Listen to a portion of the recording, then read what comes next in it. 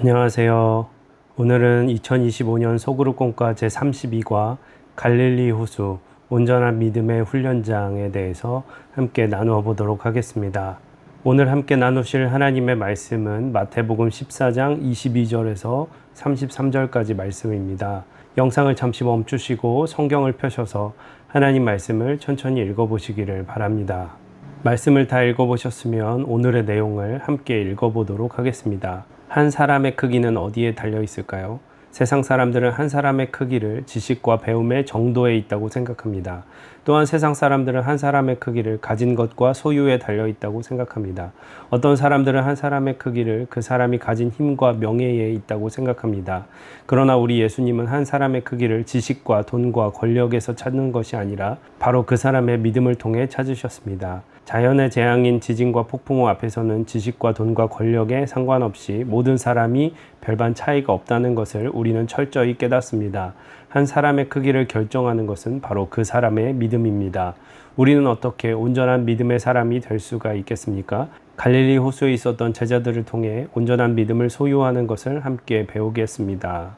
첫째, 온전한 믿음은 우리의 모든 것을 포기하는 그 순간 시작됩니다. 오늘 말씀 속에 예수님께서는 제자들을 배에 태워 갈릴리 호수로 보내고 어쩐 일인지 제자들과 함께 갈릴리 바다 건너편으로 가지 않으시고 뒤에 남아 따로 산 위에서 홀로 기도하셨습니다.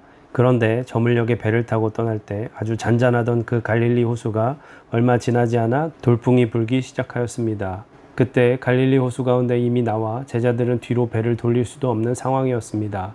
바람이 앞에서 불어 배가 또한 앞으로 나갈 수도 없었습니다. 12명의 제자 중에서 누가 이런 상황 속에서 지휘하였겠습니까? 저는 당연히 베드로가 하지 않았나 생각합니다.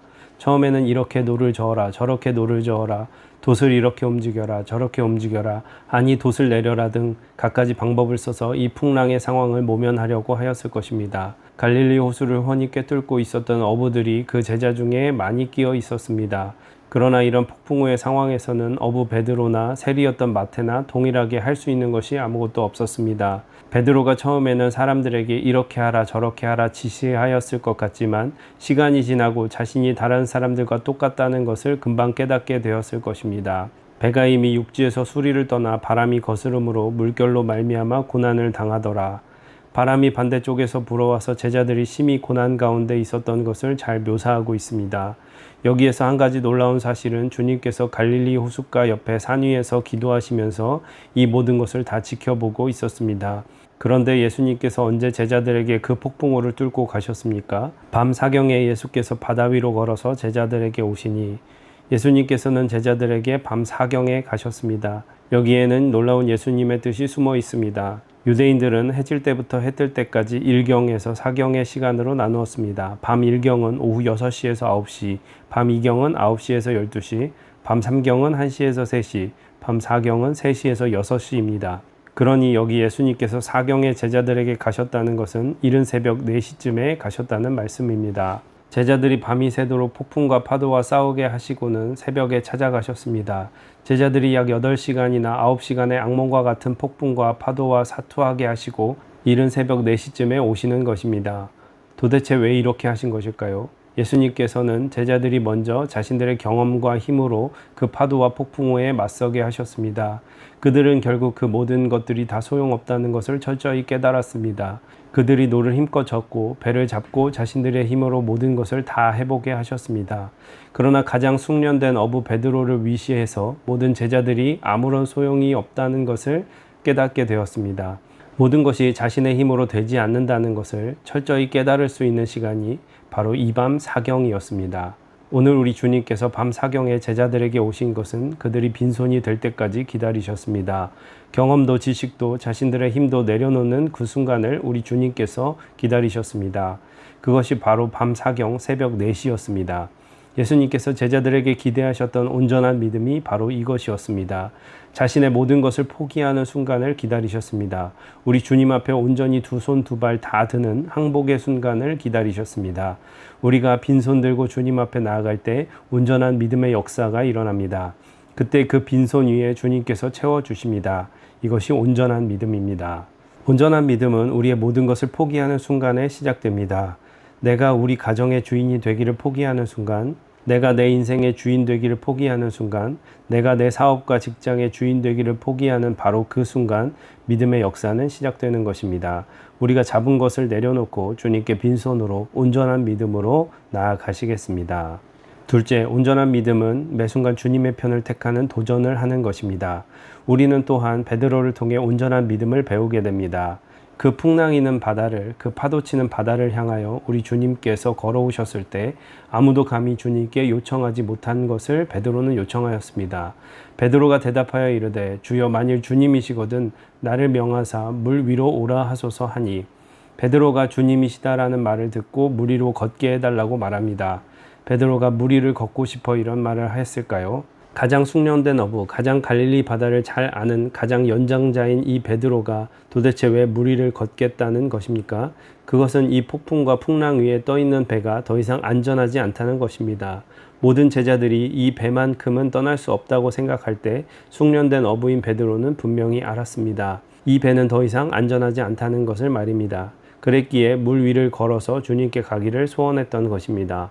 모험과 도전심의 발로가 아니었습니다. 가장 안전한 배가 안전하지 않다는 사실을 베드로는 잘 알고 있었습니다.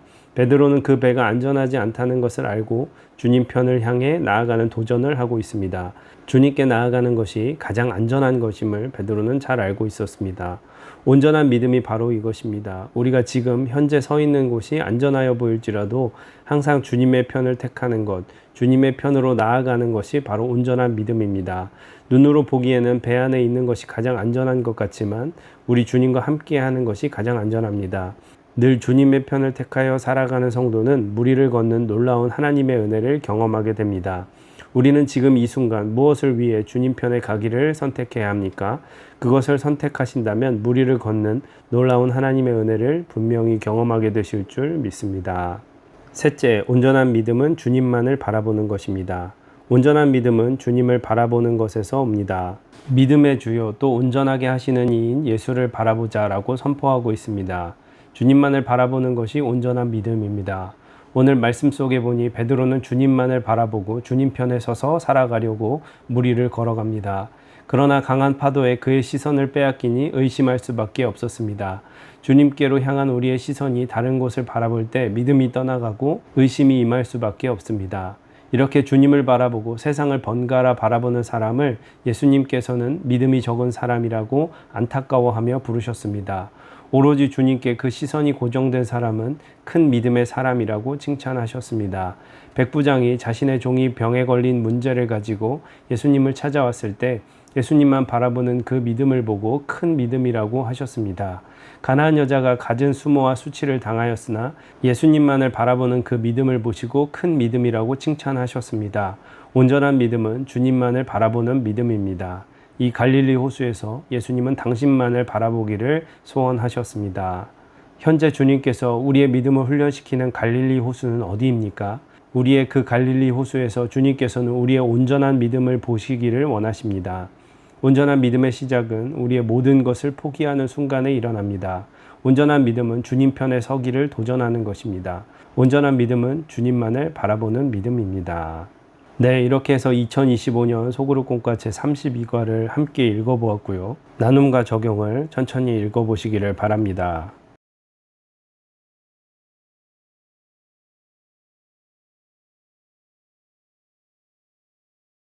나눔과 적용을 다 읽어보셨으면 오늘 주님께서 주시는 마음을 붙잡고 기도하시고 교회에 여러 중보 기도를 하신 후에 마치시면 되겠습니다. 수고하셨습니다. 감사합니다.